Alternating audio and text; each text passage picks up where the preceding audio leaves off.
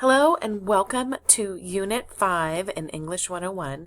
This week we have two different focuses. Now that you have already turned in your research paper proposal, we're going to keep moving forward with that. So the next step for that is you're going to be working, if you had not already done so, you're going to be working on your thesis and then also gathering sources to support the claim that you will have in your thesis.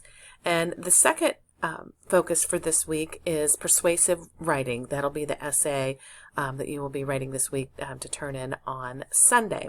So let's take a moment to look at gathering sources. I want to point out a couple of things to you. This talks to you about how, this page does, rather, how to get to the online library, and I'm going to show you that here in just a minute. This is also the chapter that I want you to read that talks about reliable information, difference between primary and secondary sources. But I want to scroll down here. Something that I want you to think about is a little bit different from research. I know that you already know how to do Google search. We do that all day, every day. And some of you have even moved into Google Scholar, which is a little bit better. But the problem with Google Scholar is it doesn't have those subscriptions that you would have being part of an institution. So you are part of the Eastern Gateway Community College library system, and they are able to provide the services that you can't get with Google Scholar. Okay, so this talks about this, the scholarly academic journals. So those have subscriptions that only go to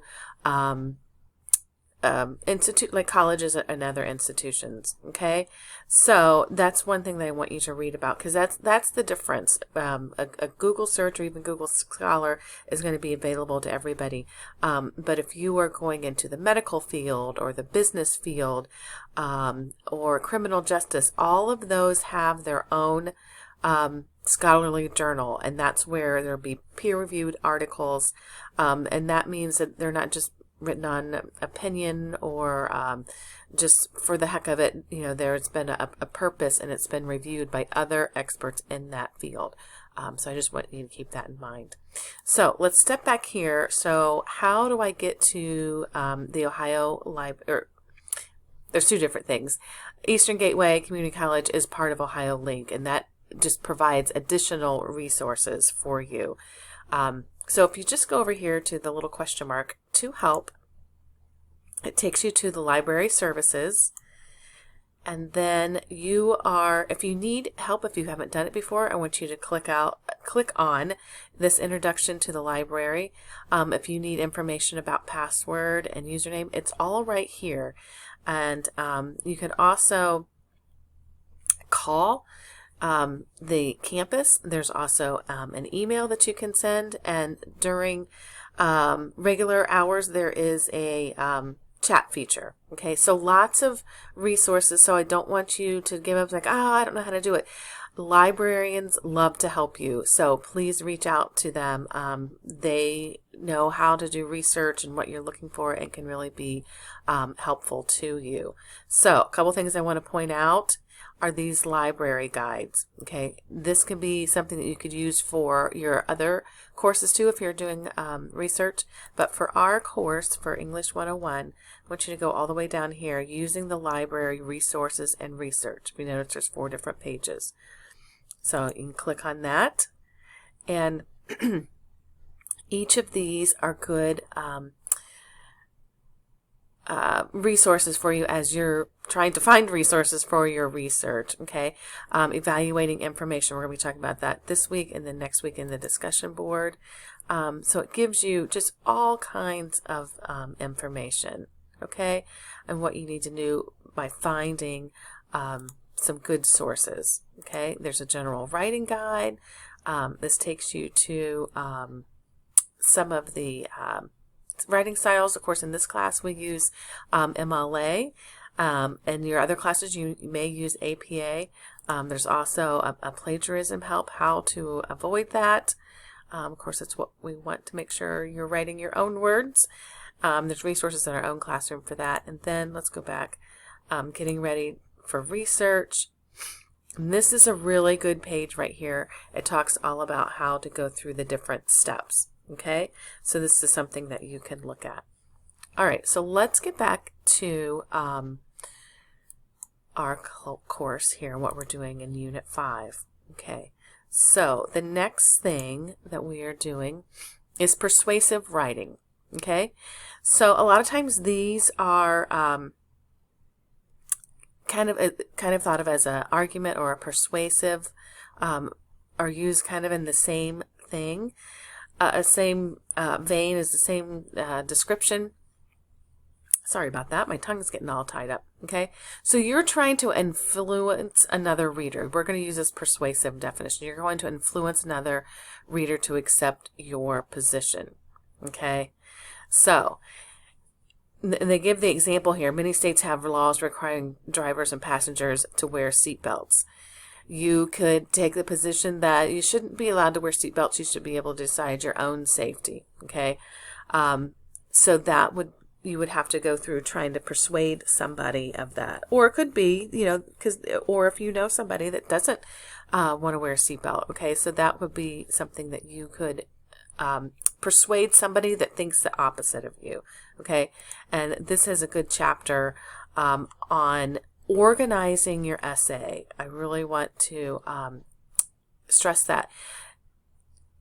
This outline right here really gives you a good way to organize it. Because a lot of times when you're trying to persuade somebody to do something, you get kind of caught up in the details and not sure where to head next. But this, if you can just take a piece of paper and write down these 5 things once you have your topic, and then make sure that you're having each of these, and that will really give you an organized essay.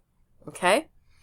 So there's also lots of other things in here to help you organize your persuasive essay, but I want to get to something that's really important, is what you're going to write about. Okay, we're going to talk about the different topics that you can use, or actually these will be the off-limit topics for the persuasive essay. Again, this should look pretty similar to what you saw for the research essay. And again, the reason is, it isn't because my own personal feeling about any of these topics.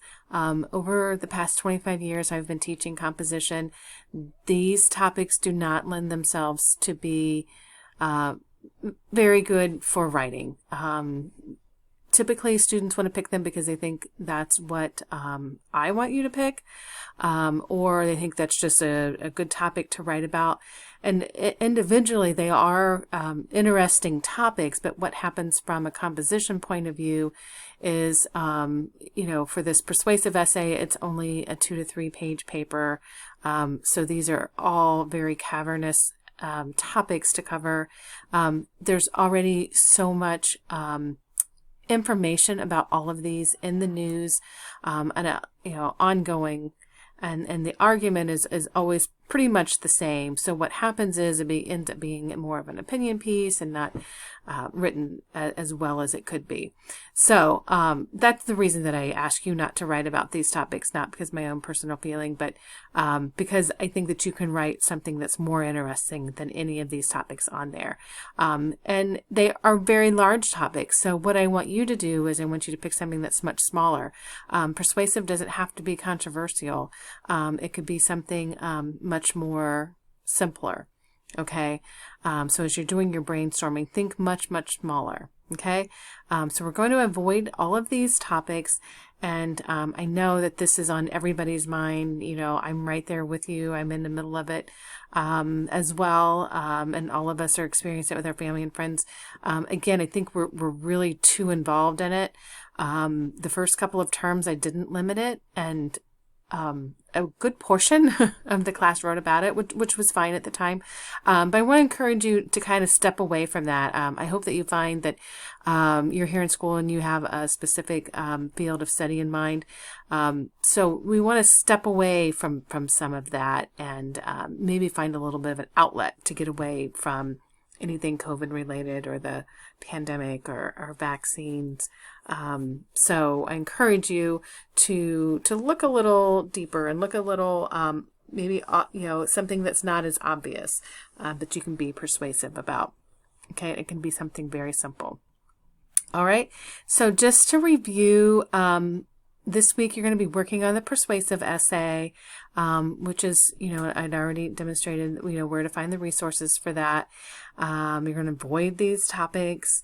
And then also you're going to be keeping in mind in week 7, which is, we're currently in week 5, so week 7 is just right around the corner, that if you have not done so, you want to focus on your thesis statement. I have some links here. There's also, this is a great video that you can watch. I really like this. I think it's very helpful. And you can also send me your thesis statement if you're struggling with that, and I'd be glad to give you some feedback on that. Okay. Also want to put a mention in about academic dishonesty.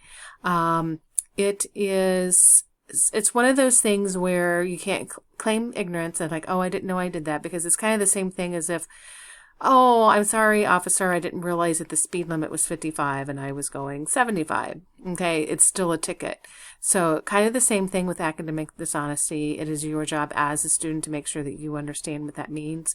There's so many different resources in our classroom. I have an entire announcement that goes into great detail about it.